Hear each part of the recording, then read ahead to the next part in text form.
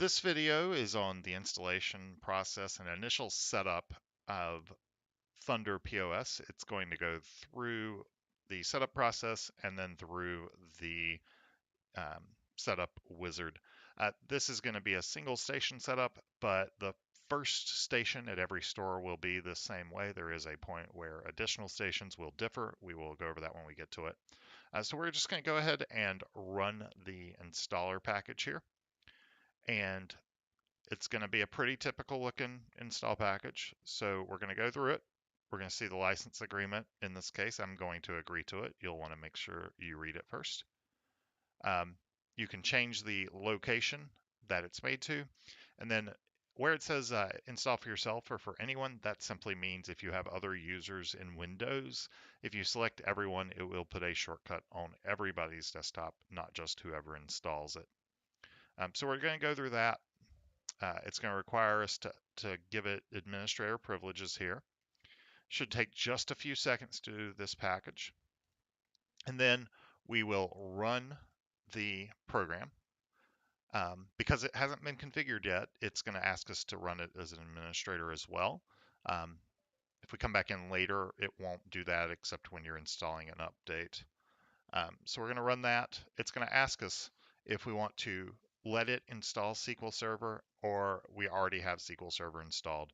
So this is where you're going to diverge if you have a second station. So on the first station that you install for every store, or if you're on one station system, just whenever you install it, you're going to select install now. If you're on a second station, you're not going to install it because instead you want to point at the database on the primary computer. And that's so that you have your shared inventory and sales history and everything. Otherwise, you end up with two different databases. So you end up with two separate inventories, basically two separate stores in the same store. If you've done that, contact support for assistance with reconfiguring it. But we're just going to select install now because this is the first station. So we're going to see that it automatically in the background here is going to download and then just go through the installation of SQL Server. It's very important to note it is an automated process. It's not going to ask you for a lot of settings on that. So if you run into any trouble with it, the most common cause is that it actually will not install SQL Server if there are pending Windows updates waiting to be applied. Like if it's actually asked you to reboot the computer, it will not install SQL Server until the updates have been applied. So we're going to see here, I'm going to actually leave this entire process in. We'll see that the installation is quite quick. The computer we're on here is actually just a virtual machine. It's a very low spec machine. And we'll still see that the entire process here is going to take about 15 minutes total, possibly less even. So there's not really a lot to do while it's doing this. Just wait for it to go through. It's going to install SQL Server, and then we'll have a blank database to work with, and we'll go through a few of the steps there. So while it's going to just run through this process, in the event that you're on a second station, you'll have selected to connect to another station, and it's going to list your computer name, and then assuming you've done the defaults, it'll be the computer name / ExtremePOS, and there'll just be a drop-down menu there for you to select it from. For most users, it'll be the only choice unless you're on like an enterprise network. But once you get that selected, this step won't happen on the other stations. So it's going to be a very, very quick process on your second and third stations. Now we're going to configure this particular license as a demo.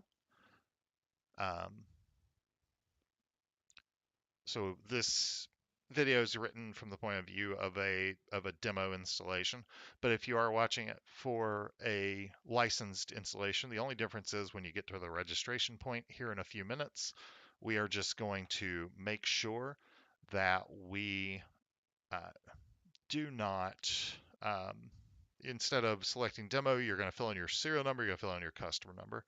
It'll be pretty self-explanatory once we get to that screen. So it's just going to take a few more minutes here, and I'm just going to let it run in the background here. If you want to skip ahead, then you'll get to the future steps.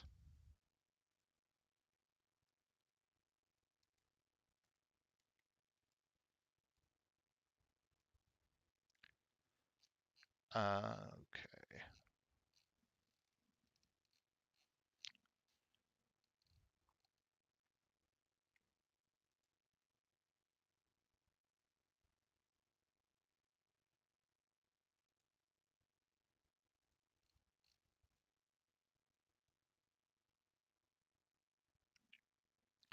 So yeah, it just continues to run through. It might pause in a few places like this.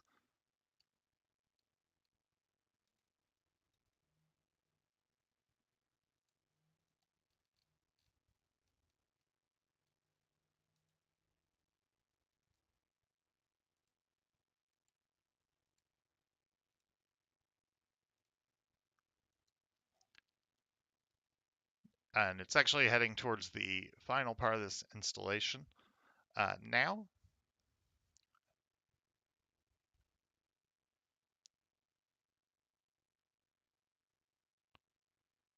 So just let it do its thing.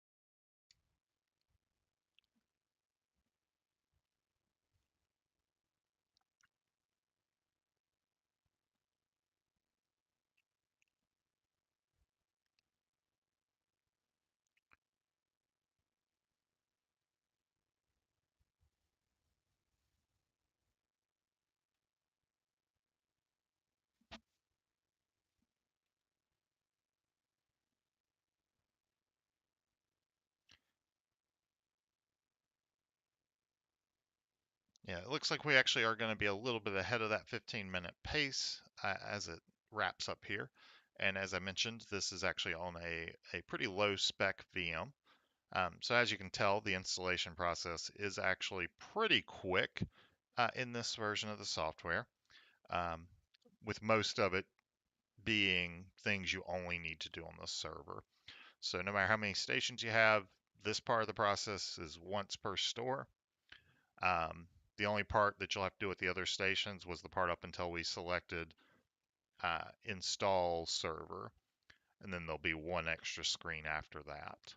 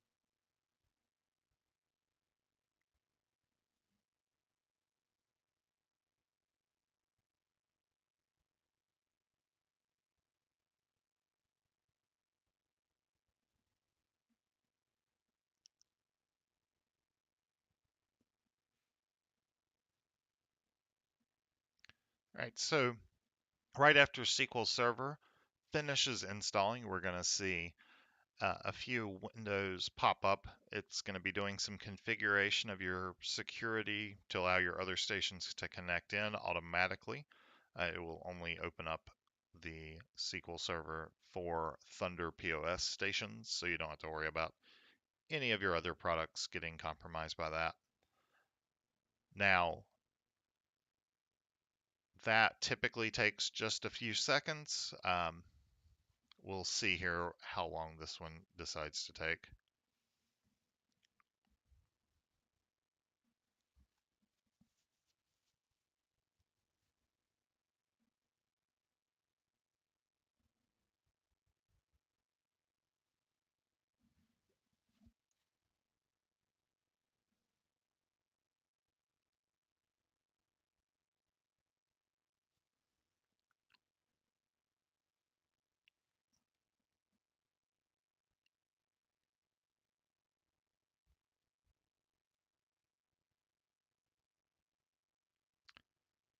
And looks like it's just starting the server now.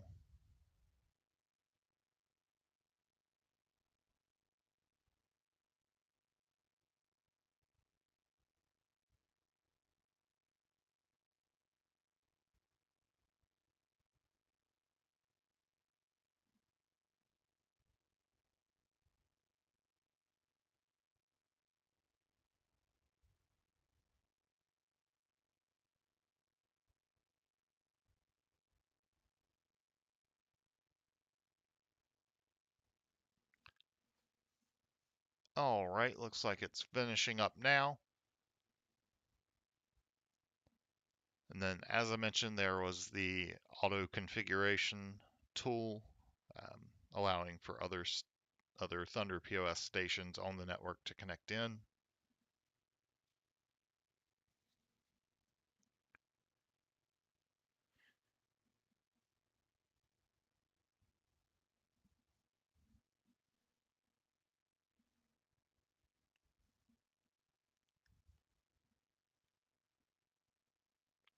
Then here's the registration screen. So the installation's done. All told, it took maybe 12 minutes, and that was with a little talking through. So we're just going to register the demo here with some fake information, to be honest. And we're just going to get in here. It's going to let us register the demo here, and then we're to the login screen as soon as that finishes with its registration process.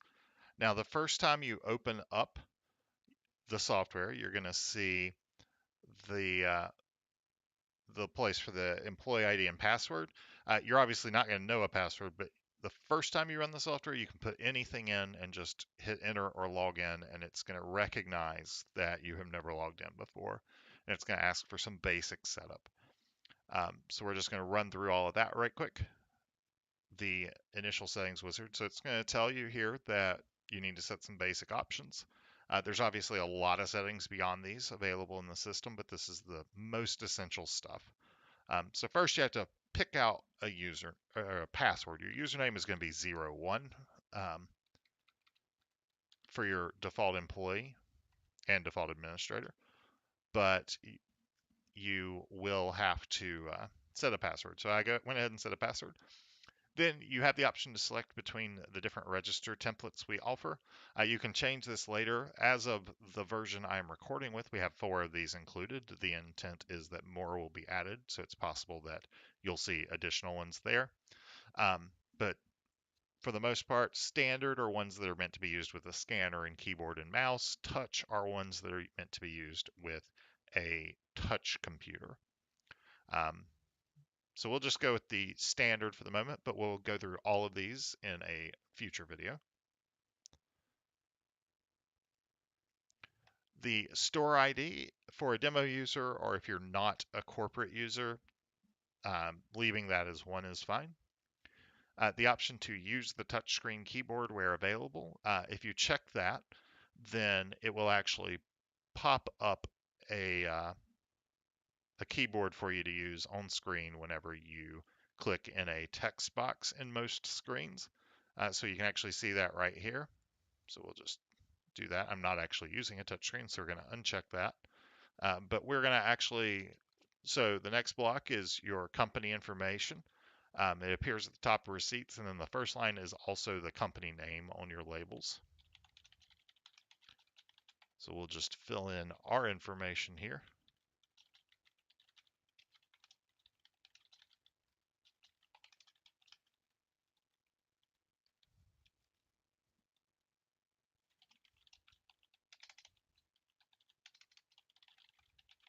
Then your sales tax rates.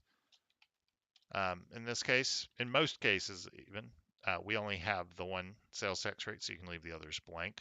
But if you need to break out food or provincial taxes or anything like that, you have the option for the additional rates. Finally, you'll want to set your printer drivers.